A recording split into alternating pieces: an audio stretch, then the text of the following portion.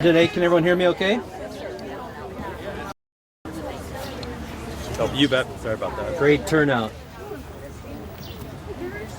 I'm Scott Stearns. I'm ballot committee chair for the Missoula Library Bond Campaign. I'm a lawyer at Boone Carlberg. Today, we're kicking off the bond campaign for Missoula's library. I'd like to... You don't have to hold your applause to the end. Thanks. I'd like to thank all of you in attendance today. Mayor Engen couldn't be here, but he passed along his words of support. The Missoula County Commissioners, who unanimously agreed to put the bond on the ballot, I want to thank them as well. To all the volunteers, the Library Board of Trustees, they put 5 years of work into getting us to where we are today, a tremendous amount of work, and we wouldn't be here without their volunteer effort. The Friends of the Library, the Library Foundation, thanks to all of them as well. In addition to the support of those folks and our elected officials, I really want to say that this is truly about the citizens' effort to bring a new library to the people of Missoula. 300 people have signed a letter supporting yes for Missoula Library. That's tremendous support already, and I know that there's more to come.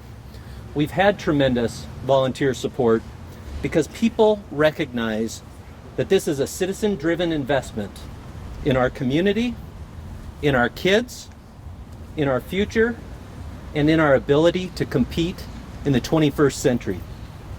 Our job in this campaign is to get the bond passed for this essential community resource.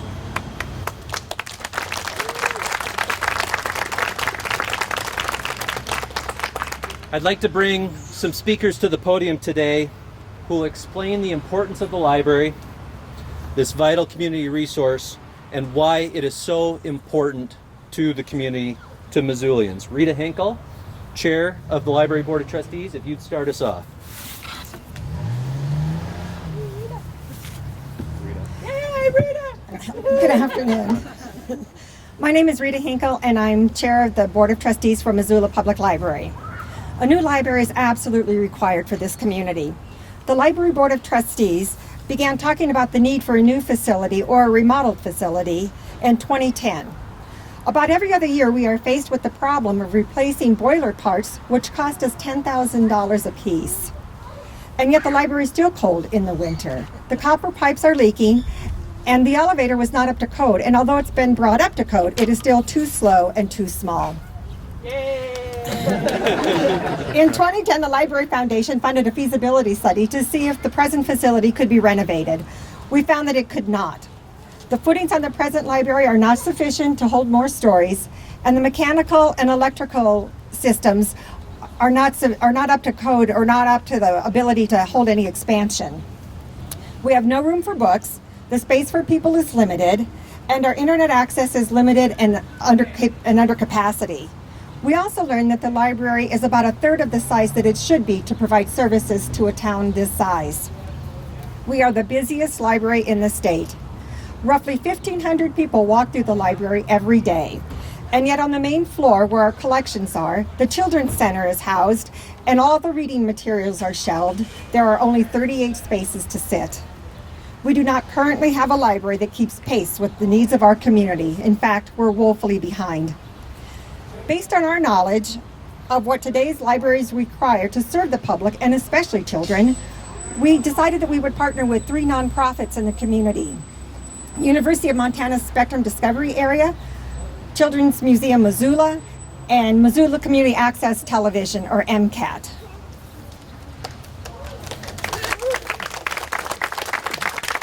These entities will extend the capacity of our library to serve the public for far less dollars than if we created similar services ourselves. And all of the services offered by these agencies will be at no cost to the public. In 2014, shortly after the Parks and Trail Bond passed, we polled the community and we found that a majority favored a new library building. Since then, we have held a number of public events and involved different sectors of the community in our planning. In addition, we held an open house with the surrounding residents and businesses so they could comment and they could be informed as to what we have done to date and what we are planning for the future. We had a lot of traffic through. We provided paper and pen so the community could make suggestions and comments. My favorite was 9-year-old Landon, who thought the new library should be a tree house. After the architects interviewed the library staff, the agencies with which we wish to partner, the call was put out via suggestion boxes throughout the community and meetings for the public to have input. And the public has come up with a vision of what the new library should look like.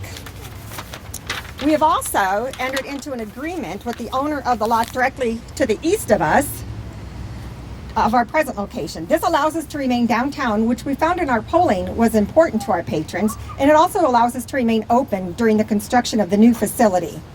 We have partnered with very talented, committed individuals, architects, engineers, and dozens of community volunteers. We have worked long and hard to get the project to this point. Last month, the county commissioners voted unanimously to put a $30 million bond for a new library on the November 2016 ballot, giving the taxpayers a chance to weigh in on the new facility. The Library Board of Trustees and the library itself will make every effort to educate the entire county as to what the project is about and what is at stake. In short, it will be our job to ensure that the voters are fully informed. Thank you.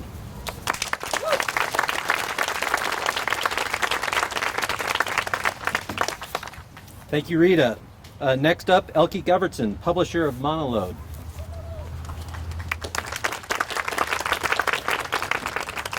Hello, thank you guys for all coming out. This is a great turnout for this kickoff. My name is Elke Govertson. I'm the founder of Monologue magazine. I was born in Missoula, and I grew up in this library right here. It's where I learned to read and to ask, and also just to dream. When I was about 10 years old, so there's a few littles around, I moved to Alaska, and we moved to a town that didn't have any electricity or plumbing throughout the entire town. There were very few opportunities as a kid, and a lot of lack. But fortunately, we would take a boat in the rain to another town that had a public library. Because of that library, I never ever actually saw those limits that were around me, and I continued to dream big. In 2001, I moved back to Missoula, and I began to sort of dream of starting a business. So I began that journey right here, as is my want. With whenever I have an idea, I head straight to the library. I began right here at the Missoula Public Library. That business is now Monologue, which began as a local parenting magazine, is now read all around the world. The library is, to me, where dreams become real. A really smart friend of mine actually told me once that talent is universal, but opportunity is not. And I think that Missoula can change that paradigm with this library. We can send a message to everyone from poor, underserved kids like I was, to growing, thriving businesses like I am now, that Missoula believes in universal opportunity. I'm a product of this library, and I'm proud to support this initiative. Thank you.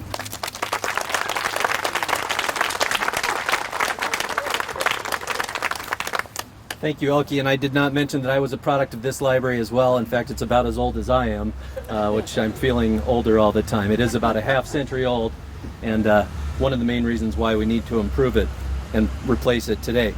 Next up is Max Firehammer, graduating high school, Hellgate High School senior. I asked him how much longer he has, and he says, tomorrow. So, skipping school on his second to last day of school to be with you here today. Max.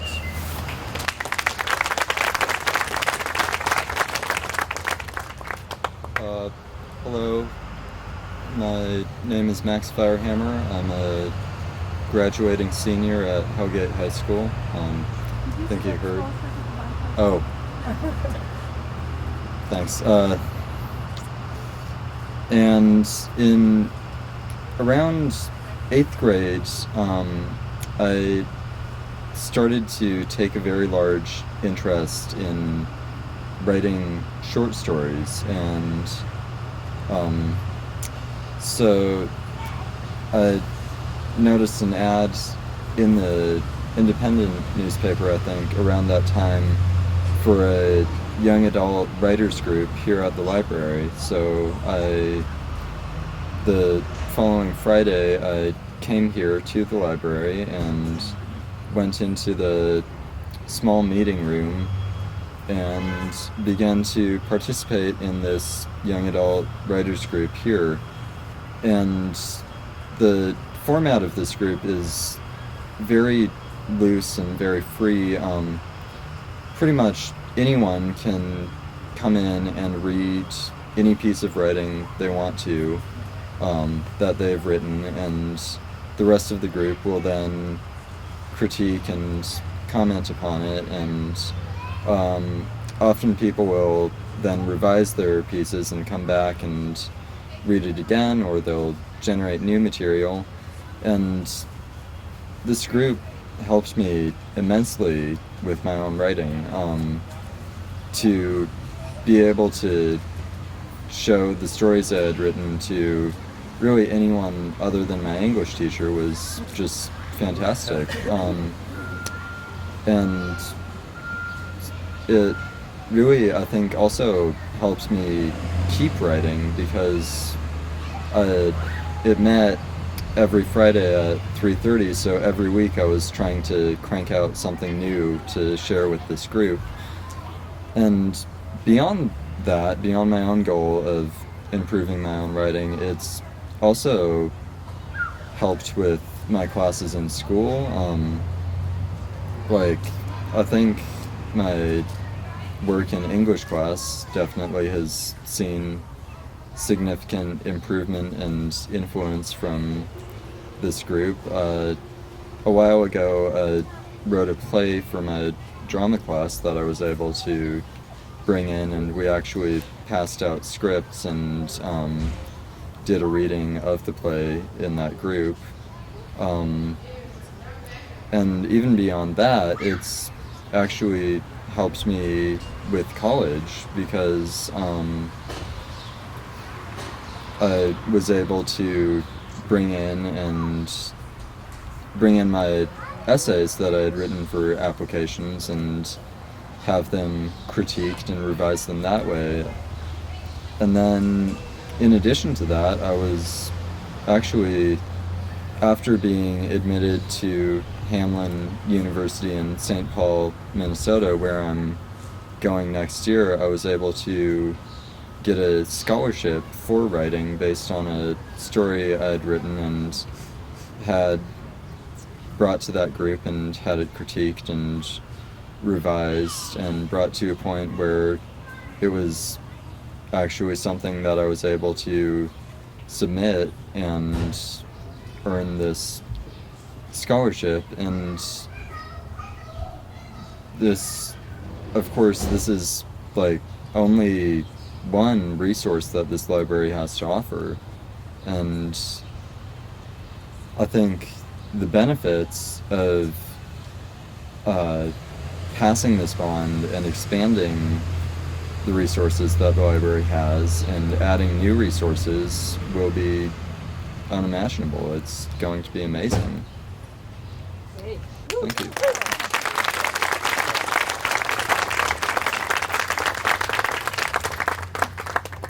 Thank you, Max. Libraries, people oftentimes think it's just about books, and as Max just attested, it's so much more than just books. When my mother started first bringing me here in the early 1970s, I remember some of my earliest memories just running around on this first floor space, and it was much more open space. There were no computers back then, and you think of how many computers there are now, and yet the need that exists there for computers that is underserved, that will be addressed in this bond. Times have changed, but my mom is still bringing me to the library. And it's interesting that here I am introducing Sheila Stearns as the next speaker here. So take it away, Mom.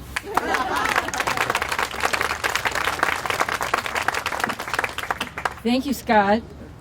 I'm Sheila Stearns, and I'm now retired as Commissioner of Higher Education for the state of Montana, which I did for a number of years. But some of you may not know, I started my career as a school librarian at Whittier Elementary School, right over there on the north side. And I know from all of that, libraries are the beating heart of a community. I know it from my life's work in education statewide and around the country. And nowadays, I bring my grandkids here to Missoula County Library, and It amazes me how busy and crowded it is, no matter what time of day I go, or whether I go during the week or on a weekend. And it just shows how much Missoula has grown in the nearly half century since this one was built. Scott, you couldn't be anywhere near that old, I'm sure. Our library provides much needed access to today's information technology. It's one of the things really clear to me as I go in and out. And it also truly promotes childhood literacy and, Max, more than I realized, literacy of all kinds all the way through the developmental and growing process. So those are just two reasons that our library is so busy. Our library is a magnet for learners. Many of you know my husband Hal, and you know that he rarely passes a roadside history sign, that he doesn't slam on the brakes to stop and read it. And that makes for some slow trips. Well, the other thing that really slows us down when we travel is that we cannot spend more than a few hours in any city in America or any small town in Montana without going to the local library. I cannot help myself. We always find some needed information or local history there. And so here is our observation from visiting dozens of communities. There is something about a community's library that tells you about everything you need to know about that community. Its vibrancy can tell you if this is a place that is stuck in the past or if it is a place that is really looking to the future. So our new library, I believe, will benefit the entire community, right from this front door, back door, side door, clear to the farthest edges of the county line. And I know from my early career as a librarian and in my life's work in higher ed that an up-to-date library is one of the essential pillars of a great and well-educated community. And an expanded, up-to-date library is needed for our kids, our community, our future. And I really want to thank people like Rita and our volunteers who are leading us this way, this far. Thank you.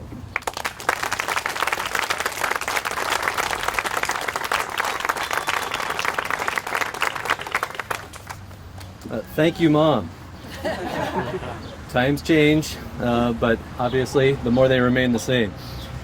Thanks for being here today. I want to thank some of our Montana legislators who've made it here, Sue Malik and Cynthia Wolkin. You can see what a busy place it is. Almost on cue, but not scripted. 30 kids walking in behind me, and it seems like every car in Missoula is parked back here as well. Space is definitely an issue. Our library is almost half a century old, and it's over capacity. That much is clear just from standing here today. Building a new, up-to-date, and expanded public library will help our kids learn, benefit our entire community, and ensure our community is ready for the future. What can you do to help? Please join us to get this bond passed for Missoula's future. Please visit yesformissoulalibrary.org. That's yesformissoulalibrary.org to look for ways to help. Please sign on to help us win. And most importantly, vote yes for our library, for our kids, for our community, and for our future. Finally, there's cake over here. Grab a cupcake. Thank you all for being here today.